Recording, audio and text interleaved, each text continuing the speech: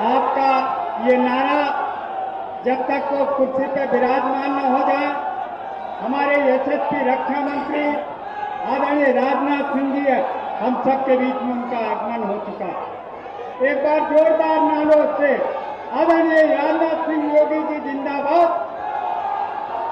माननीय योगी आदित्यनाथ राजनाथ सिंह जिंदाबाद, माननीय योगी आदित्यनाथ सिंह राजनाथ सिंह जिंदाबाद, माननीय योगी आदित्यनाथ राजनाथ सिंह जिंदाबाद, भारतीय जनता पार्टी जिंदाबाद। माननीय हम सबके लोकप्रिय नेता आदरणीय ब्रजेश पाठक जी यहाँ पर उपस्थित है। मैं अपने भाई रजनीश जी से, भाई प्रभारी जी श्री गोविंद पांडे जी, अतुल अवस्थी जी, शिवशंकर जी से निवेदन है कि मंचासीन सभी व्यक्तियों को हम सब लखनऊ के नागरिक बंधुओं की ओर से आदरणीय केसी त्यागी जी, आदरणीय ब्रजेश पाठक जी, आदरणीय महापौर जी, उन सभी का, आदरणीय डॉक्टर महेंद्र सिंह जी का, हम अपनी मध्य विधानसभा में अंग वस्त्र भेंट करके उनका स्वागत करते हैं।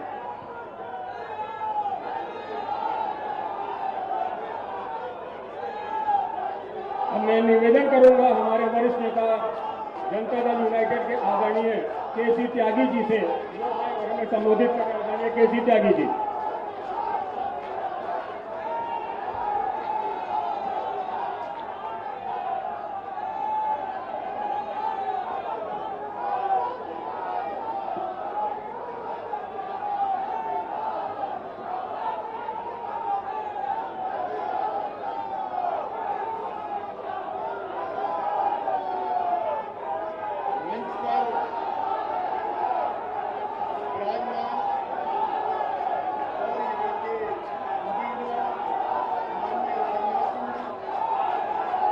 हमारे प्रदेश के यशस्वी मुख्यमंत्री माननीय योगी आदित्यनाथ जी, प्रदेश के उप मुख्यमंत्री और हमारे पुराने साथी ब्रजेश पाठक जी, महानगर अध्यक्ष आनंद देवी जी, डॉक्टर महेंद्र सिंह जी, मुकेश शर्मा जी, सुषमा करणवाल जी, रजनीश गुप्ता जी, गोविंद पांडे जी, अतुल अवस्थी जी, शिवशंकर शर्मा जी, बिंदासपुर कुमार जी, डॉक्टर गुरमीत सिंह जी, कन्हैया लाल जी, रमेश तूफानी जी और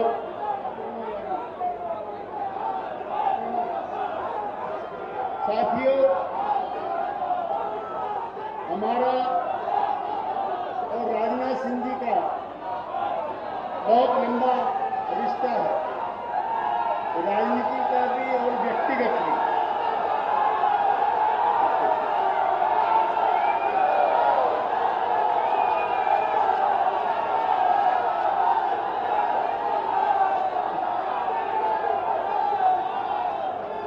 मैं अपनी पार्टी की तरफ से, जनता दल यूनाइटेड की तरफ से माननीय राजनाथ सिंह जी के उम्मीदवारी को समर्थन देने के लिए बिहार से यहाँ आया हूँ। हमारी पार्टी भारतीय जनता पार्टी का सबसे ज्यादा पुराना सहयोगी पार्टी है। बिहार से लेकर दिल्ली तक, अटल बिहारी वाजपेयी जी से लेकर मोदी तक, हम भारतीय जनता पार्टी की इस यात्रा में उनके साथ रहे। राजनाथ सिंह जी को भी और मुझको भी गाजियाबाद से सांसद होने का सौभाग्य प्राप्त हुआ। साथियों, आज भी गाजियाबाद की जनता याद करती है कि क्यों चले आए आप गाजियाबाद से लखनऊ में। शायद लखनऊ की जनता को भी उनकी आवश्यकता थी, क्योंकि अटल बिहारी वाजपेयी जी का जो यशस्वी नेतृत्व था, उनकी जो आस्थाएं थी, उनके जो प्रतिबद्धताएं थी, उनका भी एक उत्तराधिकारी होना चाहिए था। तो मुझे प्रसन्नता है कि अटल जी के जो छोड़े हुए कार्यक्रम हैं उनको पूरा करने के लिए गाजियाबाद से लखनऊ श्री राजनाथ जी का आगमन हुआ। मैं इस अवसर पर अभी बात नहीं कहना चाहता, लेकिन योगी जी की प्रशंसा अगर नहीं की तो बहुत कंजूसी हो जाएगी। योगी जी, आज आप उत्तर प्रदेश के लोग, समूचे देश में आज आपके लिए एक चाहत है।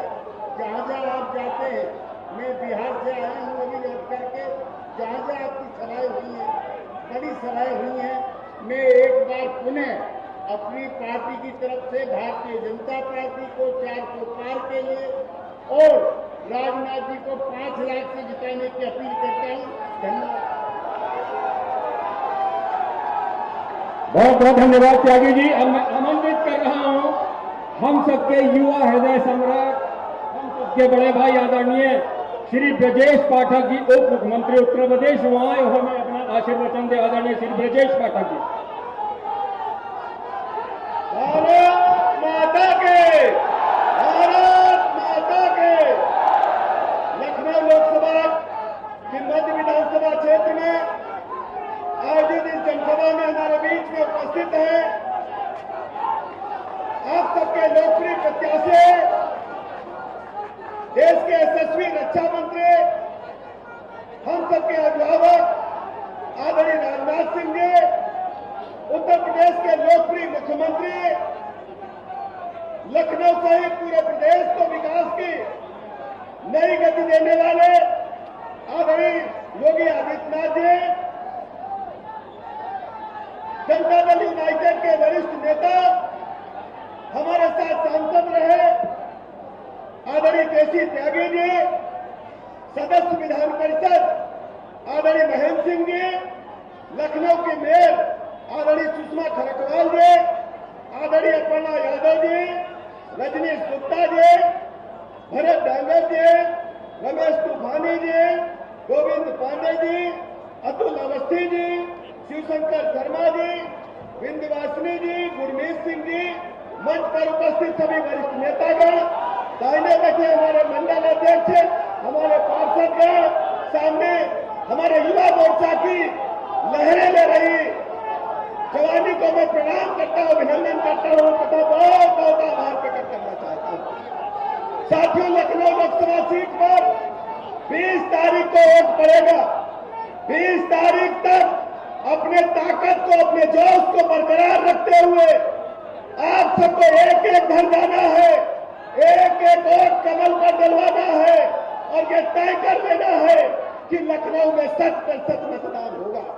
पिछले लोकसभा चुनाव में भारतीय जनता पार्टी आदरणीय रक्षा मंत्री राजनाथ सिंह जी ने 47,000 वोटों से जीत हासिल की थी मध्य विधानसभा क्षेत्र से। तो आपके सामने एक बड़ा टास्क है, इस बार सर्वाधिक वोटों से लखनऊ की सभी विधानसभा सीटों से नंबर 1 पर मध्य विधानसभा रहे, ये मैं आपसे अपील करने के लिए आया हूं। हमें पता है जिस ढंग से हमारे माननीय पार्षदगण, माननीय मंडल अध्यक्षगण, युवा मोर्चा की टीम ताकत लगाई है, ये सच्चाई है कि इस बार मध्य विधानसभा क्षेत्र पूरे लखनऊ में टॉप करेगा। इन्हीं शब्दों के साथ मैं आभार प्रकट करते हुए अपनी बात समाप्त करता हूं। बहुत बहुत धन्यवाद। भारत माता के, भारत माता के। बहुत बहुत धन्यवाद आदरणीय श्री ब्रजेश पाठक जी।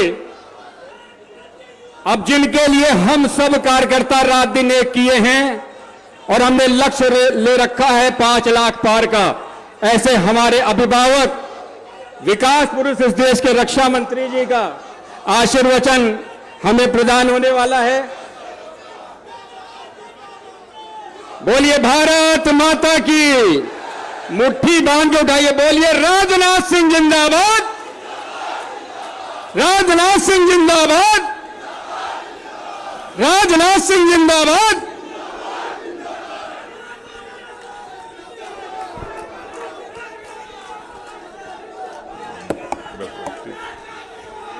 बोलिए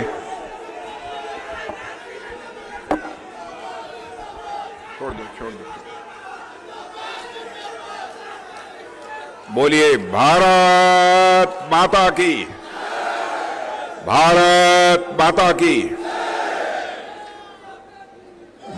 मंच पर उपस्थित उत्तर प्रदेश के यशस्वी मुख्यमंत्री माननीय योगी आदित्यनाथ जी, हमारे उत्तर प्रदेश सरकार के उप मुख्यमंत्री श्री ब्रजेश जी पाठक, महानगर अध्यक्ष श्री आनंद द्विवेदी जी, सदस्य विधान परिषद एवं पूर्व मंत्री डॉक्टर महेंद्र सिंह जी, श्रीमान केसी त्यागी जी, जनता दल यू के अखिल भारतीय नेता और राष्ट्रीय प्रवक्ता जनता दल यूनाइटेड, लोकसभा संयोजक मुकेश शर्मा, सुषमा जी खरकवाल, महापौर लखनऊ श्री रजनीश जी गुप्ता, लखनऊ विधानसभा प्रत्याशी श्री गोविंद जी पांडे, प्रभारी मध्य विधानसभा श्री अतुल अवस्थी, श्री शिवशंकर जी शर्मा, श्री बिंदवासिनी कुमार, डॉक्टर गुरमीत सिंह, श्री रमेश जी टुपानी, प्रिया पर्णा यादव, श्री भारत डागर, प्रदेश प्रवासी प्रमुख गुजरात। यहां मौजूद मेरे सभी सम्मानित बहनों एवं भाइयों और हमारे दाहिनी तरफ मौजूद हमारे लखनऊ के सभी पार्षदगण, बहनों भाइयों, लंबे समय तक आप सबके सामने, एक मिनट शांत रहो, लंबे समय तक मैं खड़े होकर आप सबके सामने भाषण करने में थोड़ा मैं असमर्थ हूं। कि भाई शांत रहो, शांत रहो। लंबे समय तक खड़े रहकर मैं आपके सामने भाषण नहीं दे सकता हूं, क्योंकि आंध्र प्रदेश की एक सार्वजनिक सभा को संबोधित करने के बाद जब मैं मंच से उतर रहा था तो थोड़ी पैर में चोट लग गई थी, इसलिए थोड़े समय ही मैं चंद शब्दों में अपने विचार आप सबके सामने व्यक्त करूंगा। उसके बाद हमारे उत्तर प्रदेश के यशस्वी मुख्यमंत्री माननीय योगी आदित्यनाथ जी का विस्तार पूर्वक भाषण आप सबको सुनने को अवसर प्राप्त होगा। मेरे बहनों भाइयों, लखनऊ संसदीय निर्वाचन क्षेत्र ही नहीं बल्कि सारे देश में इस समय चुनाव का दौर चल रहा है। अब तक जिन राज्यों में चुनाव हुए हैं, जितनी सीटों पर चुनाव हुए हैं, उन चुनाव परिणामों के माध्यम से जो कुछ भी हम सबको रिपोर्ट प्राप्त हो रही है, उससे हम लोग पूरी तरह से आश्वस्त हैं कि भारतीय जनता पार्टी नेतृत्व की एनडीए जो 400 से अधिक सीटों को प्राप्त करने का लक्ष्य निर्धारित किया है, उस लक्ष्य को प्राप्त हम लोग निश्चित रूप से करेंगे, मेरा पक्का विश्वास है। बहनों भाइयों, भारतीय जनता पार्टी इस हिंदुस्तान की सबसे विश्वसनीय पार्टी है। एक भारतीय जनता पार्टी हिंदुस्तान की एक ऐसी राजनीतिक पार्टी है जो कहती है वह करती है। मैं अपने सारे विपक्ष के बहनों भाइयों को भी यह चुनौती देना चाहता हूं कि वह चाहें तो इसे प्रमाणित कर दें कि भारतीय जनता पार्टी ने भारत की राजनीति में जो वादे किए थे उन वादों को पूरा नहीं किया है। हमारे 1951 से जिस समय हम भारतीय जनसंघ के रूप में काम कर रहे थे, तब से लेकर आज तक हमारे जो भी चुनावी घोषणा पत्र हैं उनको उठाकर कोई भी देख सकता है।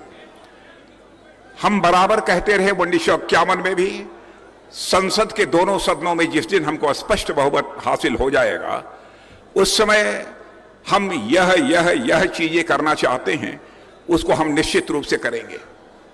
आपने देखा 2014 में मोदी जी के नेतृत्व में स्पष्ट बहुमत के साथ कि हमारी केंद्र में सरकार बनी, हमने जो भी वादे किए थे अक्षरशः वादों को पूरा किया था।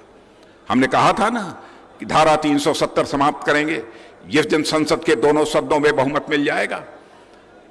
बहुमत मिलने के साथ ही चुटकी बजाकर हम लोगों ने धारा 370 को समाप्त कर दिया और आज जम्मू कश्मीर का वही स्टेटस है जो हिंदुस्तान के अन्य राज्यों का है।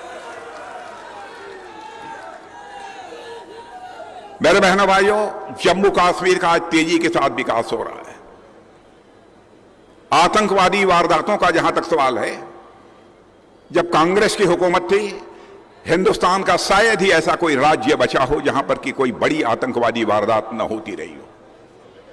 लेकिन जब से हमारी सरकार आई है, मैं डंके की चोट पर कह सकता हूं कि कश्मीर में 1-2 आतंकवादी वारदातों को छोड़कर हिंदुस्तान के किसी भी राज्य में कोई बड़ी आतंकवादी वारदात नहीं हुई है। हमने कहा था कि हमारी सरकार बनेगी, अयोध्या की धरती पर भव्य राम का मंदिर बनकर रहेगा। बहनों भाइयों, और आपने देखा कि भव्य राम का मंदिर बन गया। हमारे भगवान राम अब अपनी कुटिया से निकलकर अपने महल में प्रवेश कर चुके हैं। मेरा पक्का विश्वास है कि भारत में अब राम राज्य का आगाज होकर रहेगा। दुनिया की कोई ताकत इसे नहीं रोक सकती। लोग ये कहते हैं कि राम राज्य किसे कहते हैं, लोग ये कहते हैं कि राम राज्य किसे कहते हैं। मैं कहता हूं राम राज्य उस समय मैं मान लूंगा जबकि हमारे पूरे देश की जनता को यह विश्वास हो जाए कि हमारा दायित्व क्या है, हमारा कर्तव्य क्या है। जिस दिन यह कर्तव्य बोध, जिस दिन यह सेंस ऑफ रिस्पांसिबिलिटी लोगों के अंदर पैदा हो जाएगी, मैं मान लूंगा कि भारत में राम राज्य आ गया है। मैं याद दिलाना चाहता हूं, गद्दी को लेकर मर्यादा पुरुषोत्तम राम को सिंहासन पर बैठना था। सारा विवाद जो खड़ा हुआ था वह केवल कैकेयी के कर्तव्य बोध न होने के कारण पैदा हुआ था, बल्कि अधिकार बोध पैदा होने के कारण ही यह पैदा हुआ था। शेष सभी ने अपने कर्तव्य का पालन उस समय किया था। मैं मानता हूं कि राम राज्य में उसी प्रकार का लोगों के अंदर एक सेंस ऑफ रिस्पांसिबिलिटी, एक कर्तव्य का बोध, हमारी जिम्मेदारी समाज के प्रति, देश के प्रति, परिवार के प्रति क्या बनती है, यह भाव जिस दिन पैदा हो जाएगा, मैं मान लूंगा कि भारत में राम राज्य आ गया। यानी जो भी हम लोगों ने कहा, हम लोगों ने उसे डंके की चोट पर किया है। मेरे बहनों भाई, भारत का जहां तक सवाल है, भारत की सारी दुनिया में प्रतिष्ठा बड़ी तेजी के साथ बढ़ी है। दुनिया के दूसरे देशों में पहले भी आपको जाने का अवसर प्राप्त हुआ होगा। आपने देखा होगा कि सारी दुनिया में भारत के प्रति क्या धारणा है। आज सारी दुनिया में भारत के प्रति यह धारणा बदली हुई आपको नजर आएगी। सारी दुनिया यह मानती है भारत अब यह कमजोर भारत नहीं रहा है, बल्कि भारत अब यह दुनिया का एक ताकतवर देश बन गया है। एक ऐसी धारणा, एक ऐसा विश्वास सारी दुनिया में हमारे देश के बारे में बना हुआ है। धन दौलत के मामले में भी 2004 से 2014 तक बराबर, जब भी कांग्रेस की सरकार रही है, डॉक्टर मनमोहन सिंह जी प्रधानमंत्री थे, हमारा भारत धन दौलत के मामले में दुनिया के देशों में 11वें स्थान पर खड़ा था। लेकिन मोदी जी के भारत का प्रधानमंत्री बनने के बाद ही मेरे बहनों भाइयों, हमारा भारत धन दौलत के मामले में दुनिया के देशों में जो 11वें स्थान पर खड़ा था, वह जंप लेकर आज 5वें स्थान पर पहुंच गया है। दुनिया के सारे देश, दुनिया की सारी बड़ी बड़ी फाइनेंशियल फर्म्स, बड़ी बड़ी आर्थिक संस्थाएं अब यह दावा कर रही हैं कि दुनिया की सर्वाधिक तेजी से आगे बढ़ने वाली अर्थव्यवस्था किसी देश की है तो अब भारत की है। और ये ऐसे ही भारत आगे बढ़ता रहा तो 2027 आते आते भारत दुनिया के देशों में नंबर 3 पर पहुंच जाएगा। बहनों भाइयों, यानी अमेरिका और चाइना के बाद धन दौलत के मामले में दुनिया का कोई तीसरा देश होगा तो बहनों भाइयों हमारा भारत होगा। यह धारणा बनी है। लेकिन हमारी सरकार के बारे में तरह तरह की गलतफहमियां पैदा करने की कोशिश की जा रही है। कहा जा रहा है भारतीय जनता पार्टी की सरकार बनेगी तो आरक्षण समाप्त कर देगी। डंके की चोट पर मैं कहना चाहता हूं बहनों भाइयों, हमारी पार्टी की सरकार बनेगी, हम किसी भी सूरत में आरक्षण को समाप्त नहीं करेंगे।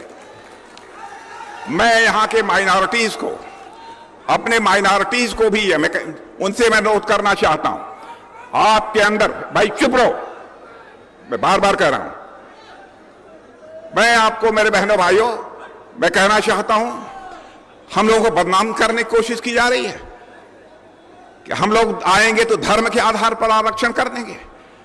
बहनों भाइयों, हमारा भारत का संविधान किसी भी आधार पर, धर्म के आधार पर आरक्षण करने की इजाजत देता ही नहीं है।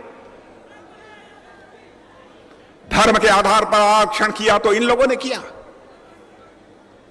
और मैं कहना चाहता हूं, लखनऊ के ही नहीं बल्कि सारे विश्व के इंटेलेक्चुअल्स इस बात के साक्षी हैं।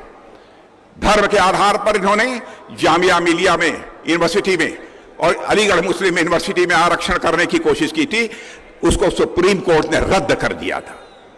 उसके बावजूद यहां के माइनॉरिटीज के मन में भय पैदा करके वह समर्थन हासिल करना चाहते हैं। माइनॉरिटीज का जहां तक सवाल है, अल्पसंख्यक समुदाय का प्रश्न है, मैं कहना चाहता हूं अल्पसंख्यक समुदाय के बहनों भाइयों से, हम आपके दिल में दहशत पैदा करके, भय पैदा करके आपका समर्थन नहीं हासिल करना चाहते, बल्कि आपके मन में हम विश्वास और मोहब्बत पैदा करके हम आपका समर्थन हासिल करना चाहते हैं। यह हमारी प्रकृति है।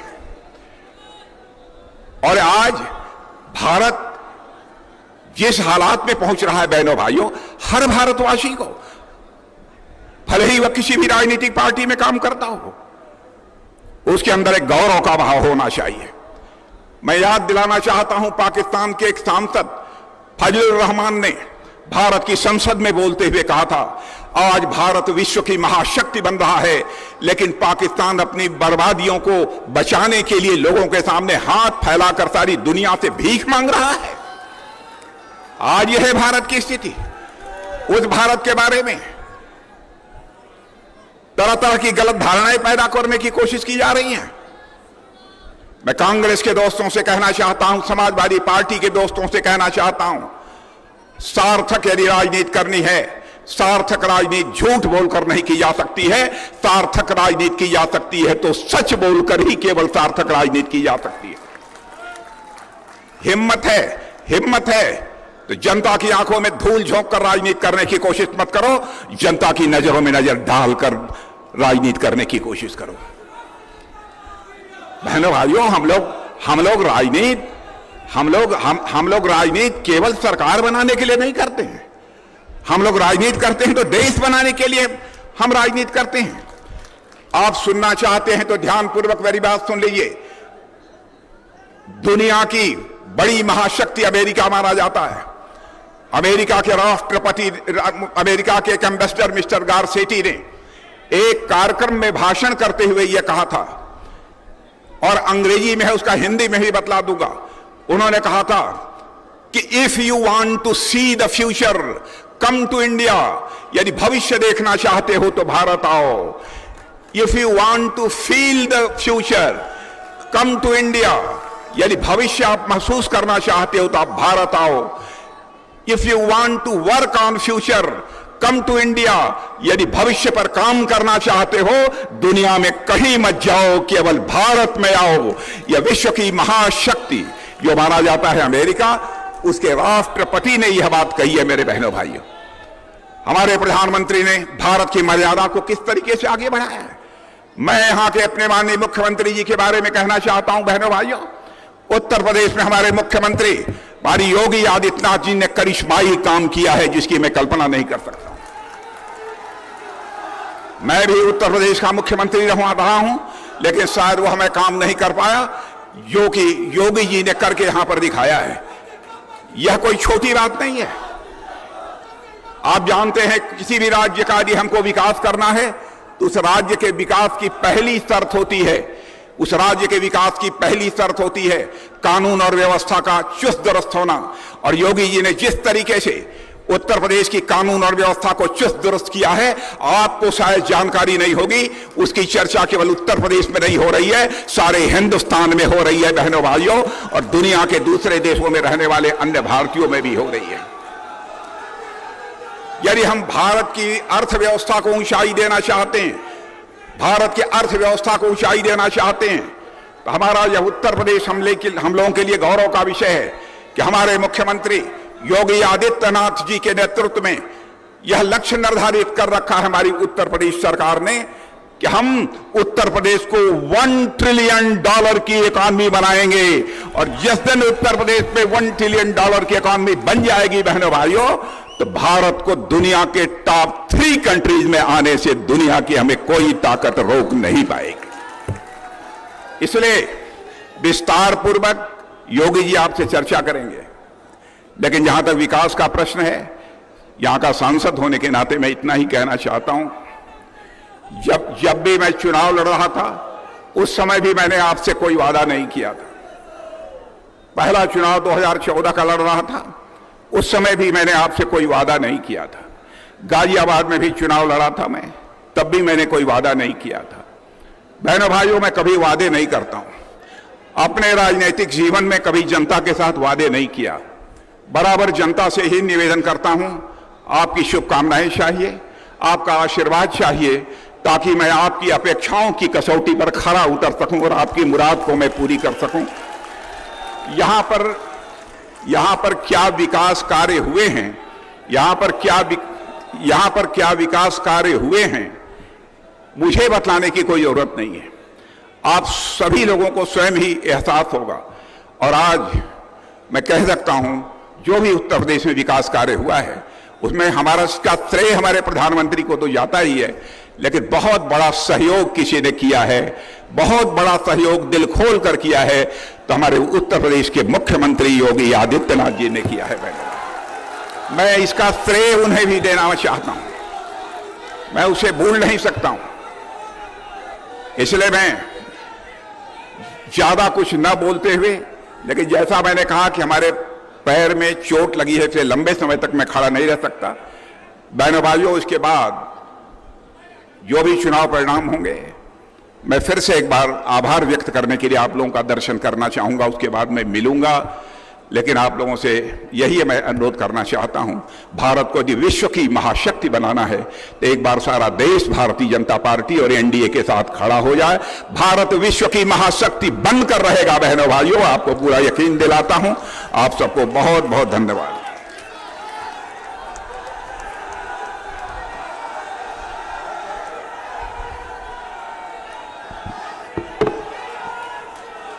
हम आपको विश्वास दिलाते हैं, ये सभी भारतीय जनता पार्टी के कार्यकर्ता, हमारे नगर अध्यक्ष श्री आनंद द्विवेदी जी और महानगर संयोजक श्री मुकेश शर्मा जी के नेतृत्व में जो चुनाव हो रहा है, हम सब कार्यकर्ताओं की तरफ से ये आश्वस्त रहिए कि अब की लखनऊ 5 लाख पार की जीत सुनिश्चित करने जा रहा है हमारे अभिभावक की।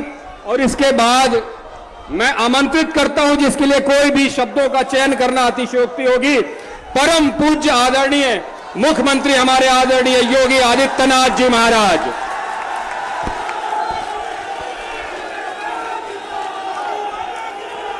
भारत माता की, भारत माता की, भारत माता की, वंदे वंदे वंदे।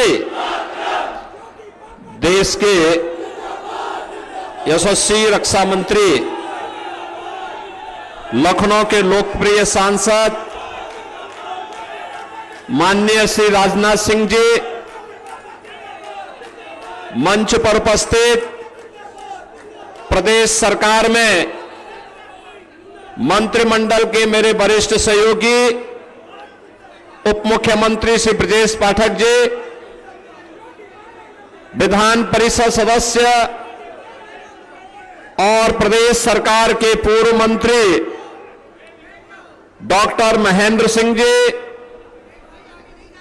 जनता दल यूनाइटेड के राष्ट्रीय प्रवक्ता माननीय केसी त्यागी जी, विधान परिषद सदस्य लोकसभा के संयोजक श्री मुकेश शर्मा जी, महापौर लखनऊ श्रीमती सुषमा खड़गवाल जी, भारतीय जनता पार्टी महानगर के अध्यक्ष श्री आनंद द्विवेदी जी, अध्यक्ष यायागंज गुरुद्वारा डॉक्टर गुरमीत सिंह जी, भारतीय जनता पार्टी के सभी पदाधिकारीगण, सभी पार्षदगण और भारी संख्या में उपस्थित आज की इस चुनावी सभा में उपस्थित बहनों और भाइयों, लोकसभा चुनाव के 4 चरण संपन्न हो चुके हैं और 4 चरणों की आज कांग्रेस और इंडी गठबंधन पर इस प्रकार से पड़ी है कि अब उनको इसके लिए भी, झूठ बोलने के लिए भी सहारा लेना पड़ रहा है। आज सुबह ही मैं कांग्रेस के राष्ट्रीय अध्यक्ष और समाजवादी पार्टी के अध्यक्ष की एक प्रेस वार्ता सुन रहा था। वे दोनों कह रहे थे कि साहब हम एक विचारधारा की लड़ाई लड़ रहे हैं। बहनों और भाइयों, मैं पूछना चाहता हूं इन दोनों दलों से कि कौन सी उनकी विचारधारा है, कौन सी आखिर उनकी विचारधारा है। उन लोगों ने हमेशा देश के अंदर विभाजन की राजनीति की है। भारत के विभाजन का मामला रहा 1947 में, या फिर अपने राजनीतिक स्वार्थ के लिए दोनों राजनीतिक दलों ने कभी समाज को क्षेत्र के आधार पर, कभी भाषा के आधार पर, कभी जाति के आधार पर बांटा, और आज जब उनके पास कोई आधार नहीं बचा तो बहनों और भाइयों, अब इन्होंने भारत की आस्था पर भी प्रहार करना प्रारंभ कर दिया। इन दोनों दलों का तो इतिहास ही इस बात के लिए कलंकित है। इन दोनों दलों ने जब भी इन्हें अवसर प्राप्त हुआ, देश के अंदर एक लंबे समय तक कांग्रेस की सरकारें रही और 6 दशक के अपने लंबे कार्यकाल के दौरान आज कांग्रेस के नेता देश की जनता के सामने ये कहने की स्थिति में नहीं है कि इन्होंने फलाने कार्य देश को किए हैं। बिना भेदभाव के उन्होंने ये कार्यक्रम चलाए हैं, और नहीं समाजवादी पार्टी को 4 बार प्रदेश में शासन करने का अवसर प्राप्त हुआ, नहीं वे इस बात का दावा कर सकते हैं कि हमने विकास के कार्य कराए। बहनों और भाइयों, जब इनको मौका मिला, इन्होंने अपने राजनीतिक स्वार्थ के लिए आतंकवाद के हवाले देश को किया। जब इनको मौका मिला, देश के अंदर नक्सलवाद का व्यापक प्रसार हुआ। जब इनको अवसर प्राप्त हुआ, कोई राम को नकारता था और कोई राम भक्तों पर गोली चलाता था। बहनों और भाइयों, ये पूरा चुनाव अगर सही मायने में आप देखें तो 4 चरणों के चुनाव, अब तक जिस प्रकार की लहर देश के अंदर है, ये चुनाव बोलता है, पूरे देश के स्वर में एक साथ अपना स्वर मिलाकर के बोलता है कि फिर एक बार, फिर एक बार, फिर एक बार मोदी सरकार। और अब की बार 400 पार। 3 चरणों के चुनाव ने साबित कर दिया है कि भारतीय जनता पार्टी एनडीए 400 पार की ओर तेजी के साथ आगे बढ़ रही, बुलेट ट्रेन की स्पीड से आगे बढ़ रही है। उससे विचलित विपक्ष अब बहुत ही निचले स्तर की राजनीति करने पर उतारू हो गया है। और जब भारत के अंदर जब उन्हें कोई समर्थक नहीं मिल रहा है, तो अब उनके द्वारा पाकिस्तान से अपने समर्थन में बयानबाजी करवाई जा रही है। बहनों और भाइयों, पाकिस्तान के हालात आप देख रहे होंगे। एक भारत है जिसने कोरोना कालखंड में जो अपनी योजना चालू की, 80 करोड़ लोगों को फ्री में राशन देने की सुविधा, 80 करोड़ लोगों को भारत फ्री में राशन की सुविधा का लाभ दे रहा है।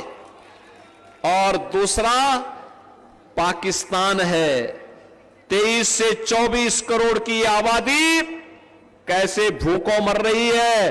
पिछले 1 सप्ताह से वहां पर हो रहा उपद्रव इस बात का साक्षी है कि 1 किलो गेहूं के लिए, 1 किलो आटा के लिए सड़कों पर छीना झपटी हो रही है, मारपीट हो रही है, दंगे हो रहे हैं, आगजनी हो रही है। ये पाकिस्तान को वहां के नेताओं ने कहां पहुंचा दिया। और उस पाकिस्तान का राग अलापने वाले कांग्रेस और समाजवादी पार्टी के लोग किस प्रकार का वक्तव्य दे रहे हैं।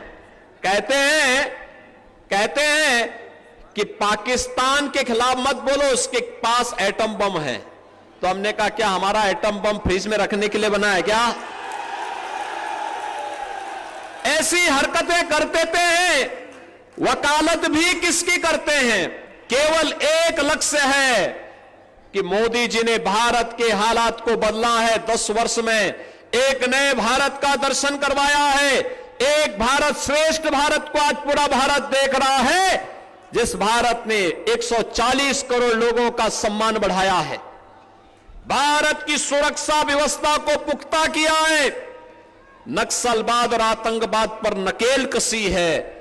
जिस भारत में विकास के बड़े बड़े कार्य हो रहे हैं, हाईवे बन रहे हैं, रेलवे के कार्य हो रहे हैं, नई नई ट्रेन चल रही है, चाहे वह अमृत भारत ट्रेन हो, चाहे वह नमो भारत ट्रेन हो, और चाहे वह ट्रेन की वह नई व्यवस्था जिसको आज आप वर्ल्ड क्लास रेलवे के इंफ्रास्ट्रक्चर को देख करके आप कह सकते हैं कि हम भी दुनिया के अंदर एक नई प्रतिस्पर्धा में खड़े हैं।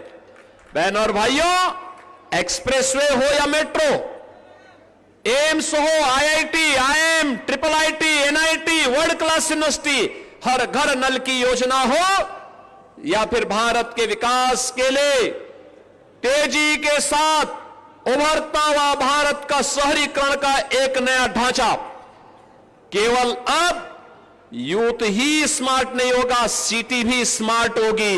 लखनऊ सिटी हमारी स्मार्ट सिटी बन चुकी है।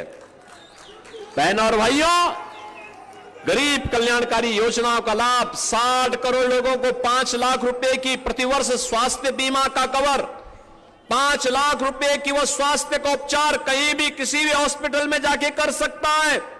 और उत्तर प्रदेश में तो हमने ये भी व्यवस्था की है कि किसी ने आयुष्मान का कार्ड नहीं बनाया, बीमार हो गया, कोई पूछने वाला नहीं, तो हम कहते हैं कोई विधायक, कोई सांसद, कोई पूर्व विधायक, कोई पूर्व सांसद, कोई जनप्रतिनिधि, कोई पदाधिकारी या पीड़ित स्वयं भी हमें पत्र लिख देता है कि फलाना व्यक्ति बीमार है, उपचार नहीं करा रहा है, तो हम उसको कहते हैं जनधन अकाउंट क्या है उसका, और जनधन अकाउंट का भेज करके मैं मुख्यमंत्री राहत कोष से उसके अकाउंट में सीधे पैसा भेज देता हूं कि जाओ उपचार कराओ, सरकार आपके पास साथ में है।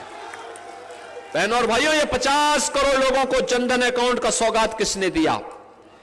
12 करोड़ लोगों के घरों में शौचालय बनाने का काम हो, या स्वस्थ ईंधन के रूप में 10 करोड़ घरों को उज्ज्वला योजना के कनेक्शन, और यूपी में तो होली और दीपावली को हमने फ्री में भरा हुआ सिलेंडर भी सबको उपलब्ध करवा रहे हैं। बहनों और भाइयों, ये वही यूपी है जिस यूपी में समाजवादी पार्टी में नारा लगता था, जो प्लॉट खाली है उस प्लॉट पर उनका कब्जा होता था, उनके गुंडे कब्जे कर देते थे। और अब तो मोदी जी के शासन में 4 करोड़ गरीबों को अब तक आवास मिल गया है, और भारतीय जनता पार्टी ने अपने संकल्प में कहा है, संकल्प पत्र में कहा है, जितने भी बाकी बचे हुए गरीब होंगे उन सबको एक एक आवास उपलब्ध होगा, अगले 5 वर्ष के अंदर उपलब्ध होगा। बहनों और भाइयों, भारत के हित के लिए अगर एक प्रधान है तो एक विधान भी होगा। समान नागरिक कानून भारत के अंदर भारतीय जनता पार्टी लागू करेगी, यह भी संकल्प पत्र में भारतीय जनता पार्टी ने कहा है। बहनों और भाइयों, ये जितनी योजनाएं भारतीय जनता पार्टी ने गरीब कल्याण की है या विकास की योजनाओं को लाए हैं, क्या इसमें किसी का चेहरा देखा गया? क्या किसी जाति, किसी मत, किसी मजहब, किसी क्षेत्र, किसी भाषा विशेष कोई प्राथमिकता दी गई? नहीं। ये तो देश के अंदर एक ही मंत्र के आधार पर एक कार्य हुए, और वो मंत्र था सबका साथ, सबका साथ, सबका साथ और सबका विकास। आज देश का मंत्र बन गया है। इस सब के बावजूद अगर कोई ये कहता है कि हमें सब विकास दिखाई नहीं दे रहा है, तो बहनों और भाइयों, जिसके पास रोशनी है, जिसके पास आंखें हैं, वह तो देख सकता है, लेकिन आंखें होते हुए न देखने का जो ढोंग कर रहा है ना, उसको भगवान भी नहीं दिखा सकता है। मैं तो आज आपको कहने के लिए आया हूं एक बात, ये कांग्रेस और समाजवादी पार्टी का जो घोषणा पत्र है, एक तो झूठ का पुलिंदा है, दूसरा इनका जो घोषणा पत्र है ये भारत के खिलाफ षड्यंत्र का एक दस्तावेज है। कांग्रेस कहती है, इंडी गठबंधन का नेतृत्व करने वाली कांग्रेस का घोषणा पत्र कहता है कि वह आएगी, एक झटके में गरीबी हटा देगी। राहुल गांधी से जब पूछा गया, एक पत्रकार ने पूछा कि भाई कैसे आप एक झटके में हटाएंगे गरीबी। उसने कहा हटा देंगे। यानी जो नारा दादी देती थी 1970 में, आज 54 वर्ष के बाद भी पोता वही नारा रट रहा है, गरीबी हटा देंगे। वे चाहते ही नहीं गरीबी सचमुच हटे। अरे मोदी जी ने तो 10 वर्ष में 25 करोड़ लोगों को गरीबी रेखा से मुक्त करके खुशहाल जीवन जीने के लिए आगे बढ़ाया है। लेकिन हम उनसे पूछना चाहते हैं, अपना आंकड़ा भी तो प्रस्तुत करो। 60 वर्ष में क्या किए हो? क्या देश का बेड़ा गर्क करते हो? और अब बोल रहे एक झटके में हटाएंगे। कैसे हटाएंगे? उन्होंने कहा संपत्ति का सर्वे करवाएंगे, वेल्थ इमरजेंसी लागू करेंगे। क्योंकि इमरजेंसी और कांग्रेस दोनों के डीएनए एक जैसे हैं। कांग्रेस के डीएनए का पार्ट है इमरजेंसी। आपकी सर्वे, आपके बाप दादों की कमाई, और कांग्रेस कह रही है कि हम उस पर एक विरासत टैक्स लगाएंगे। औरंगजेब की आत्मा इनके अंदर घुस चुकी है, और औरंगजेब की आत्मा इनके अंदर घुस करके विरासत टैक्स लगा करके आपकी संपत्ति को फिर ये बंदर बांट करने का काम करेंगे, बांट देंगे, दूसरे को दे देंगे। कांग्रेसी गुंडे, सपाई गुंडे उस पर कब्जा करने का प्रयास करेंगे। और इसलिए बहनों और भाइयों, एक तरफ ये लोग घोषणा करते हैं, दूसरी तरफ झूठ का भी एक सीमा होती है, एक सीमा होती है। मोदी जी 10 वर्ष से देश के प्रधानमंत्री हैं। माननीय राजनाथ सिंह जी पिछले 10 वर्ष से पहले देश के गृह मंत्री थे, आज देश के रक्षा मंत्री हैं। देश के अंदर संविधान का सम्मान करते हुए आपने देखा होगा, नई संसद बनी, मोदी जी अपने सिर पर संसद में संविधान की प्रति लेकर के गए, और देश के नए संसद में उन्होंने पहले वहां पर देश की संसद भवन में सबसे पहला काम कुछ किया तो भारत के संविधान की प्रति, जिस पर बाबा साहब भीमराव अंबेडकर का हस्ताक्षर है, संविधान के निर्माताओं के हस्ताक्षर हैं, उन सभी प्रतियों, उस प्रति को सबसे पहले संसद भवन में रखा गया। भारत ने बाबा साहब भीमराव अंबेडकर के पंच तीर्थ का निर्माण तब किया जब मोदी जी देश के प्रधानमंत्री बने। और आज कांग्रेस क्या कहती है? झूठ बोलती है, कहती है कांग्रेस और समाजवादी पार्टी की भाजपा आएगी, भाजपा आएगी तो ये क्या कहती है कि भाजपा संविधान बदल देगी। आप मुझे बताओ, अरे हम संविधान की शपथ खाते हैं, हमने अनुसूचित जाति, जनजाति और पिछड़ी जाति के आरक्षण को मजबूती दी और वह हक उन तक पहुंचाने का काम भी किया है। भारतीय जनता पार्टी और एनडीए की प्रतिबद्धता है, लेकिन कांग्रेस और समाजवादी पार्टी का इतिहास इस मामले में कालिक से पुता हुआ है। बहनों और भाइयों, याद करिए, कांग्रेस की सरकार जस्टिस रंगनाथ मिश्रा कमेटी कांग्रेस ने गठित की थी। उसने कहा था उसने कहा था पिछड़ी जाति को मिलने वाले आरक्षण का लाभ में से कुछ हिस्सा काट करके उसको दूसरों को दे दिया जाए। आप सोचो, भारतीय जनता पार्टी और एनडीए अगर विरोध नहीं करती तो कांग्रेस सफल हो जाती। ऐसे ही फिर उन्होंने जस्टिस राजेंद्र सच्चर के नेतृत्व में कमेटी गठित की और उस कमेटी से रिपोर्ट क्या ली कि कुछ मुसलमानों को भी अनुसूचित जाति में शामिल कर दिया जाए। भारतीय जनता पार्टी ने तब भी कहा था कि धार्मिक आधार पर आरक्षण नहीं हो सकता है, क्योंकि बाबा साहब भीमराव अंबेडकर ने कहा था देश के विभाजन को जो आधार बना हो वो हमें देश के अंदर फिर से नहीं होने देना है। और जो लोग पहले पाप कर रहे थे वे लोग आज भाजपा के ऊपर आरोप मढ़ रहे हैं, आज आरोप मढ़ने का काम कर रहे हैं। एक तरफ इनके काले कारनामे, अपने कारनामों की चर्चा नहीं करते, केवल गुमराह करने का काम करते हैं।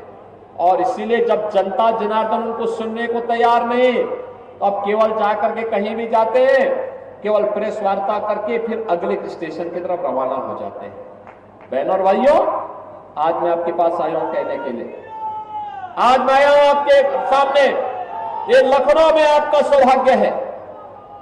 श्रद्धेय अटल जी ने लखनऊ के बारे में जो सोचा था, लखनऊ के बारे में जो उनकी परिकल्पना थी, आदरणीय राजनाथ सिंह जी ने 10 वर्ष के अंदर लखनऊ को वह सब कुछ देने का कार्य किया। आज लखनऊ में जिस प्रकार का परिवर्तन आया है, लखनऊ एक स्मार्ट सिटी के रूप में विकसित हुई है। लखनऊ के अंदर अगर आपको देखना है, आज मुख्यमंत्री सचिवालय के सामने सरदार अटल बिहारी वाजपेयी जी की सबसे बड़ी प्रतिमा की स्थापना माननीय राजनाथ सिंह जी के कहने पर उत्तर प्रदेश सचिवालय में हम लोगों ने स्थापित की। उत्तर प्रदेश का पहला मेडिकल यूनिवर्सिटी लखनऊ में अटल बिहारी वाजपेयी जी के नाम पर हुआ है और उसमें सत्र भी प्रारंभ हो चुका है। बहनों और भाइयों, आज लखनऊ में यातायात की समस्या का समाधान करने के लिए मेट्रो भी संचालित है और फेज सेकंड के कार्य की भी स्वीकृति सरकार ने उसे अपनी दे दी है, जिससे आगे पूरे लखनऊ के अंदर इसका विस्तार होगा। लखनऊ के अंदर अब हम नाइट सफारी भी बना रहे हैं कुकरेल के पास, बेहतरीन नाइट सफारी पर्यटन के एक हब के रूप में लखनऊ को नया पहचान दिलाने वाला है। लखनऊ के अंदर माननीय राजनाथ सिंह जी की प्रेरणा से एक राष्ट्रीय प्रेरणा स्थल बन रहा है। बहनों और भाइयों, ये राष्ट्रीय प्रेरणा स्थल जिसमें डॉक्टर श्यामा प्रसाद मुखर्जी, पंडित दीनदयाल उपाध्याय और श्री अटल बिहारी वाजपेयी जी की अब तक की सबसे बड़ी प्रतिमाएं स्थापित करते हुए एक बेहतरीन केंद्र के रूप में उसको विकसित करने का काम इसी लखनऊ में हो रहा है। ये लखनऊ में आज ग्रीन कॉरिडोर का निर्माण भी हो रहा है और लखनऊ में आज किसान पथ का भी निर्माण हो चुका है। याद करिए, लखनऊ की यातायात की रीढ़ बन चुका शहीद पथ तब बना था जब भारत सरकार के सड़क परिवहन मंत्री के रूप में माननीय राजनाथ सिंह जी थे और आज किसान पथ की सौगात भी उन्होंने लखनऊ वासियों को दी है। बहनों और भाइयों, लखनऊ के अंदर विकास के लिए केवल ये विकास के काम ही नहीं हुए हैं। लखनऊ के बारे में कोई सोचता था कि लखनऊ की चिकनकारी वैश्विक मंच पर धमाका धूम मचाएगी? आज लखनऊ की यह परंपरागत उत्पाद वन डिस्ट्रिक्ट वन प्रोडक्ट के माध्यम से जीआई टैग भी हुई है और दुनिया के अंदर धूम भी मचा रही है। और आज यही लखनऊ है, यही लखनऊ है जिस लखनऊ के बारे में कहते थे ना कि मुस्कुराए आप लखनऊ में है। यहां के एयरपोर्ट की चर्चा आज दुनिया में हो रही है और चर्चा ही नहीं हो रही है, अब यहां लखनऊ में बनने वाला माननीय राजनाथ सिंह जी ने रक्षा मंत्री के रूप में जो ब्रह्मोस मिसाइल यहां की बनाई है, जब वह बहनों और भाइयों वो मिसाइल जब भारत की सीमा पे गरजती है तो पाकिस्तान समेत दुश्मन की पैंटें भी गीली होती हुई दिखाई देती है। बहनों और भाइयों, ये नया भारत है, छेड़ेगा नहीं, लेकिन अगर किसी ने छेड़ने का दुस्साहस किया तो उसको छोड़ेगा भी। ये नया भारत है। अब कांग्रेस और समाजवादी पार्टी के समय का भारत नहीं है। उनके समय कोई आतंकी घटना घटित होती थी, इनके नेता क्या बोलते थे? वो तो सीमा पार का आतंकवादी है, सीमा पार के आतंकवादी है, सीमा पार का हाथ है। अरे आज वो सीमाएं सब समाप्त। अब अगर किसी ने दुस्साहस किया तो इतना दम है कि एयर स्ट्राइक और सर्जिकल स्ट्राइक भारत के जवान करते हैं और दुश्मन को उसकी मांग में घुस करके मारते हैं। एक और नया भारत और दूसरी तरफ श्रेष्ठ भारत है। 500 वर्षों का इंतजार समाप्त होता है। अयोध्या में रामलला का 500 वर्षों के बाद विराजमान होना वर्तमान पीढ़ी के लिए इससे बड़ा सौभाग्य का कोई विषय ही नहीं हो सकता। बहनों और भाइयों, मैं तो आपसे एक बात कहना चाहूंगा, आप वर्तमान और भावी पीढ़ी को कहने की स्थिति में हैं कि जब हम लोगों को अवसर मिला, हमने सही जगह अपने वोट का लोकतांत्रिक अधिकार का इस्तेमाल किया, तो हमारे लोकतांत्रिक अधिकार के कारण हमने अयोध्या में रामलला को विराजमान करा दिया। ये सच है, मोदी जी का नेतृत्व है।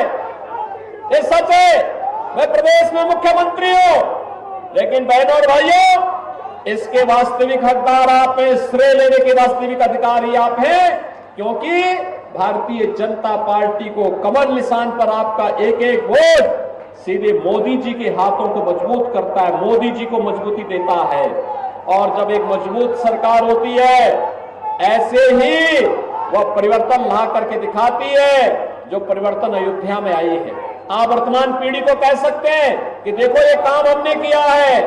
और बहनों और भाइयों, लोग तो सुधरेगा ही सुधरेगा, लेकिन परलोक जाने पर अपने पूर्वजों को ही बता पाएंगे कि आपके संकल्प की पूर्ति करके आए हैं हम लोग। अयोध्या में रामलला को फिर से विराजमान करके आए हैं हम लोग, और उनका भी आशीर्वाद प्राप्त होगा।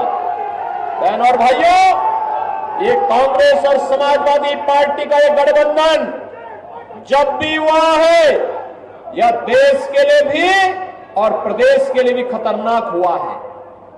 और इसीलिए प्रदेश ने 14 में, 17 में, 19 में, 22 में इस गठबंधन को पूरी तरह नकारा है, पूरी तरह नकारा है। क्योंकि मालूम है, इनकी संवेदना राम भक्तों के प्रति नहीं है, इनकी संवेदना भारत के गरीब के प्रति नहीं है, बेटी और व्यापारी के प्रति नहीं है, समाज के सामान्य नागरिकों के हाथ में, नौजवानों के हाथ में ये तमंचे पकड़वाते थे।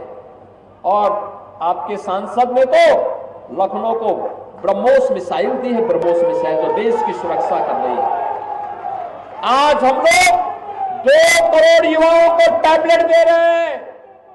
ये टैबलेट देने वाला, लेने वाला नौजवान स्मार्ट नौजवान बनेगा और मोदी जी के आत्मनिर्भर और विकसित भारत की संकल्पना का सारथी बनेगा। और उसी सारथी बनाने के लिए हम सब आए हैं लखनऊ वासियों के पास, आपसे कहने के लिए कोई संदेह नहीं। देश के अंदर 2 सीटों पर किसी को संदेह नहीं। हर व्यक्ति जानता है कि काशी में मोदी जी रिकॉर्ड वोटों से जीतेंगे और लखनऊ में माननीय राजनाथ सिंह जी रिकॉर्ड वोटों से जीतेंगे। लेकिन बहनों और भाइयों, रिकॉर्ड भी ऐसे होना चाहिए, रिकॉर्ड भी ऐसे होना चाहिए जैसे लखनऊ के पास इंटरनेशनल एयरपोर्ट बना है। रिकॉर्ड भी ऐसे होना चाहिए जैसे किसान पथ बना है, जैसे मेट्रो की सुविधा मिली है, जैसे आपको स्मार्ट सिटी मिली है। और उस स्पीड के साथ ये रिकॉर्ड बढ़ना चाहिए जिस स्पीड के साथ बुलेट जैसी स्पीड ब्रह्मोस मिसाइल की है, वही स्पीड आपके वोट की रफ्तार को बढ़ाने की लखनऊ के अंदर होनी चाहिए। बहनों और भाइयों, इसके लिए आप सबको, मैं तो लखनऊ वासियों से कहूंगा कि बहनों और भाइयों, भारत का इतना बड़ा नेता जिन्होंने भारत के सड़क परिवहन मंत्री के रूप में, भारत के कृषि मंत्री के रूप में, भारत के गृह मंत्री के रूप में और आज भारत के रक्षा मंत्री के रूप में देश की सेवा कर रहे हैं, भारतीय जनता पार्टी के लंबे समय तक राष्ट्रीय अध्यक्ष रहे, प्रदेश के मुख्यमंत्री रहे, इतना बड़ा नेता आपके पास बार बार आए। मेरा मानना है कि लखनऊ वासियों को कहना चाहिए कि माननीय राजनाथ सिंह जी, आपको पूरे देश के अंदर देखना है। आपके आंध्र प्रदेश में चोटिल होने के बाद भी आप लखनऊ के पास अपनी जनता जनार्दन के बीच में है, लेकिन जनता जनार्दन आपके चुनाव की जिम्मेदारी स्वयं लेगी। और मैं लखनऊ वासियों से कहूंगा, हम सब आश्वस्त करें माननीय राजनाथ सिंह जी को कि लखनऊ वासी स्वयं देखेंगे चुनाव को, एक एक बूथ को संभालेंगे। 20 मई को वोटिंग है, 20 मई की वोटिंग के पहले घर घर जाएंगे। आगे तक, जहां तक मेरी आवाज पहुंच रही, दोनों हाथ ला करके आश्वस्त करिए। सभी लोग सहमत हैं? घर घर जाएंगे, कमल खिलाने के लिए लोगों का आह्वान करेंगे, माननीय राजनाथ सिंह जी के संदेश को घर घर पहुंचाएंगे, भारतीय जनता पार्टी को रिकॉर्ड वोटों से जिताएंगे। लेकिन चुनाव के दिन सबसे पहला काम क्या होना है? मतदान पहला काम, तब अन्य काम। सहमत है? तो मेरे साथ बोलेंगे भारत माता की, भारत माता की, भारत माता की जय श्री राम, जय जय श्री राम।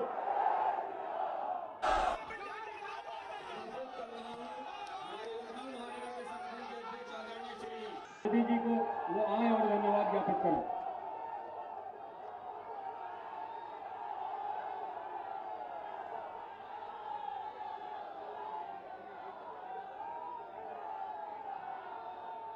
भारत सरकार के यशस्वी रक्षा मंत्री, हम सभी के लोकप्रिय सांसद विकास पुरुष माननीय राजनाथ सिंह जी, उत्तर प्रदेश सरकार के यशस्वी, ओजस्वी और तपस्वी मुख्यमंत्री माननीय योगी आदित्यनाथ जी, उत्तर प्रदेश सरकार के यशस्वी और डायनेमिक उप मुख्यमंत्री माननीय ब्रजेश पाठक जी, मंच पर उपस्थित महापौर सुषमा खरगवाल जी एवं मंचासीन सभी हमारे अतिथियों का मैं बहुत बहुत धन्यवाद और आभार व्यक्त करते हुए वाणी को विराम देता हूँ। बोलिए भारत